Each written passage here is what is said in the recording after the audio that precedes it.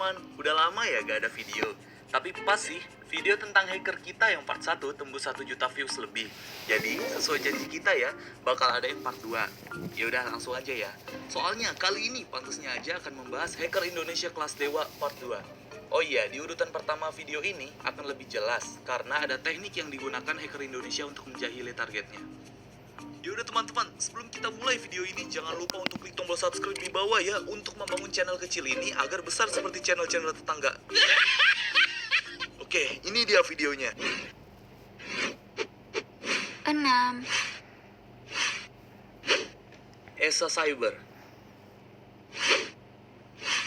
Selain Snaxer, seorang peretas lain dari Indonesia juga pernah menjahili situs KPU pada tahun 2014. Dia adalah Erza Julian atau lebih dikenal dengan inisial di dunia maya dengan nama ESA Cyber.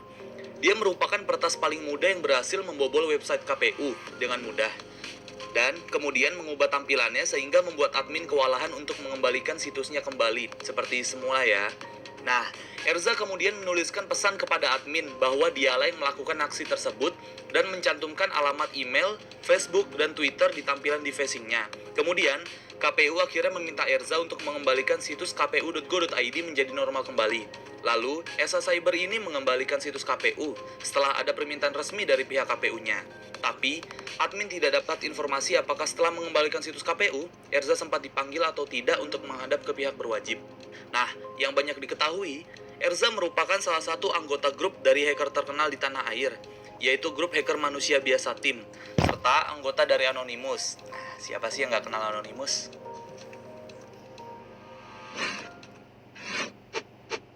Lima.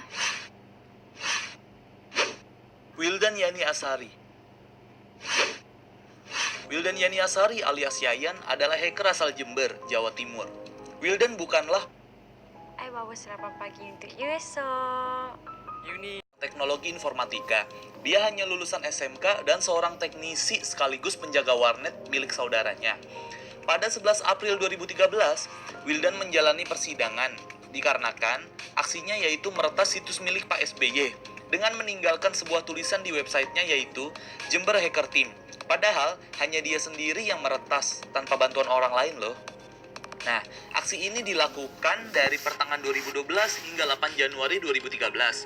Dan aksinya itu dilakukan di warnet tempat dia bekerja ya, yang menjadi OP warnet sekaligus teknisinya.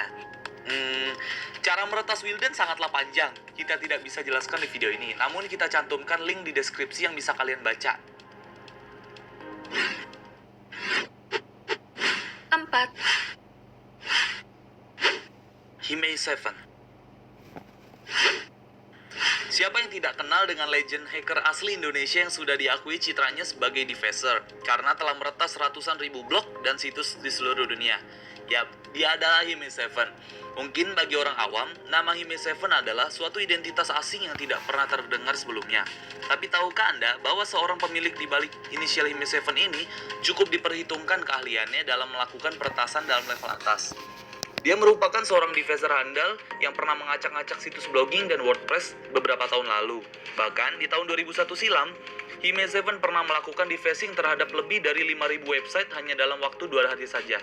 Oleh karena itu, dia dianggap sebagai Master of Mass Defacer. Menurut perkiraan banyak orang yang berkecimpung dalam dunia hacking, Himei Seven adalah seorang peretas yang pernah kuliah di salah satu universitas negeri di Malang, Jawa Timur ya, di jurusan Diskomfis atau Dikavi. Dia kerap aktif di berbagai forum dan grup chat MIRC atau Internet Relay Chat dengan nickname berbeda-beda. Dan kerennya, IBM merupakan situs pertama yang berhasil dia lumpuhkan.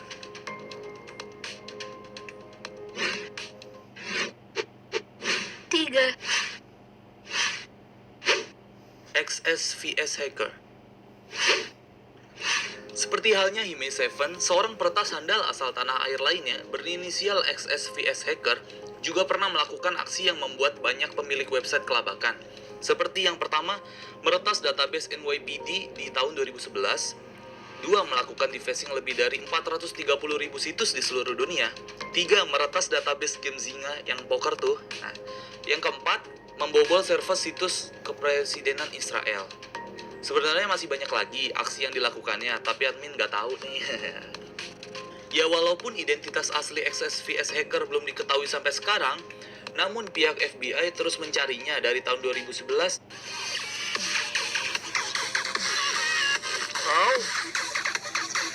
hingga kini karena telah mengambil data-data penting dari server CIA dan NYPD. Menurut beberapa forum underground, XSVS hacker adalah salah satu anggota aktivis terkenal dunia yang kabarnya bernama asli Sandi Afrian. Indonesia banget kan namanya? Akan tetapi, kebenaran mengenai namanya tersebut masih menjadi simpang siur. Tapi keren sih ilmunya ya.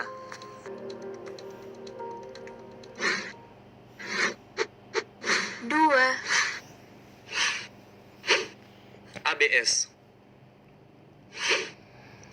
Baru-baru ini kita dihebohkan dengan banyaknya demo yang dilakukan oleh mahasiswa atas tolak revisi RUU KUHP. Tidak luput dari tulisan-tulisan yang dibawa mahasiswa saat demo. Ada nih salah satu aksi hacker Indonesia yang mendeface situs Kemendagri atau Kementerian Dalam Negeri ya, pada 22 September lalu dengan motif hanya mengetes kemampuan IT-nya. Dia menjelaskan motifnya yaitu menguji kepiawaiannya dalam penetration test terhadap situs-situs yang lemah keamanannya dan mengambil informasi yang ada dengan menggunakan metode defacing VSFIPD.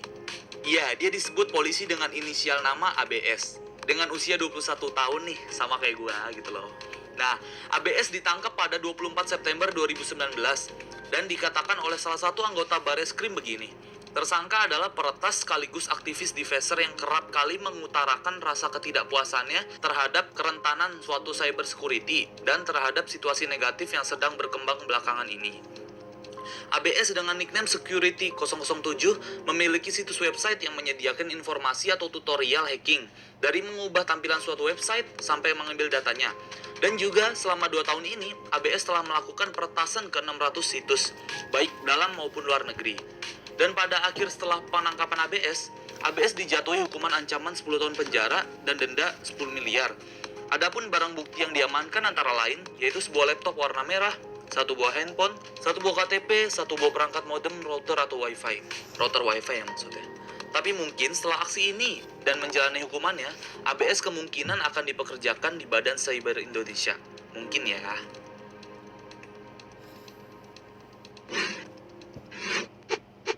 Satu. BBA. Setelah terdengarnya berita tentang hacker ABS, ada lagi nih Indonesia yang dibohkan dengan salah satu hacker Indonesia kelas dewa lainnya, yaitu hacker berinisial BBA, usianya 21 tahun lagi. Dan dia ditangkap oleh pihak berwajib karena melakukan peretasan ke server perusahaan Amerika dengan menggunakan metode ransomware. Kita jelasin aja ya kerja ransomware yang dilakukan BBA. Ya, pertama, BBA mempelajari. Yang kedua, BBA menyebarkan ke 500 akun email ke perusahaan-perusahaan yang akan menjadi targetnya dan isi di dalam emailnya yaitu link. Itu merupakan link CryptoLocker. Nah, ketiga, kemudian jika salah satu karyawan dari perusahaan mengklik link tersebut, maka sistem mail server sebuah perusahaan di USA akan terenkripsi oleh CryptoLocker tersebut. Yang keempat, kemudian dalam layar monitor korban akan muncul pesan. Apabila korban tidak memperdulikan pesan tersebut, data-data korban akan terhapus dalam waktu 3 hari. Dan korban diminta menghubungi email si peretas ya, nih emailnya. Yang kelima, BBA dapat meminta bayaran berupa mata uang virtual yaitu Bitcoin ke akun walletnya jika perusahaan tersebut tidak mau data dalam servernya dihapus oleh BBA. Diketahui, selama 5 tahun menjadi hacker dengan modus ransomware, BBA mampu meraup untung sebanyak 300 Bitcoin atau sekitar 31,5 miliar rupiah. Kerennya, dia melancarkan aksinya dari tahun 2014 dengan belajar secara otodidak atau belajar sendiri, yaitu melalui situs-situs dan buku-buku. Dan juga selain meretas atau defacer, dia juga seorang carder yang melakukan carding atau menggunakan kartu kredit orang untuk berbelanja ataupun memperjualbelikan kartu kredit. Dan pada akhirnya BBA dikenai hukuman yang sama dengan ABS, yaitu 10 tahun penjara dengan barang sitaan yaitu motor Harley Davidson, laptop, handphone, dan komputer.